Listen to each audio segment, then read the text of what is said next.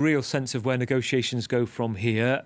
How do you read this scenario? Have you spoke recently to any officials connected to Hamas to understand their position? Well, first of all, I admire greatly the Qatari determination to continue with the process. The Israelis have done this before during the Shalit deal, when it was almost on the verge of having an agreement for his release in December 2008.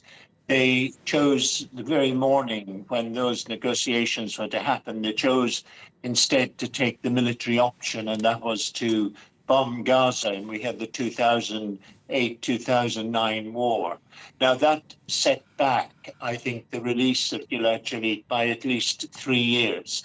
And the lesson from it should have been that military pressure only stiffens resistance.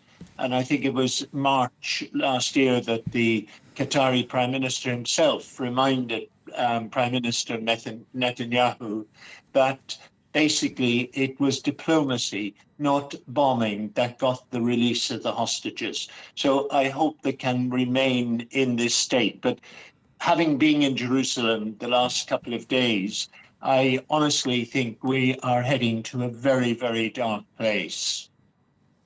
Tell me what you mean by that, and particularly when it comes to your thoughts on the ceasefire negotiations. Do you see them on kind of permanent hold?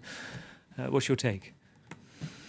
Well, what I was picking up was that actually the war is likely to go on for another 6 months.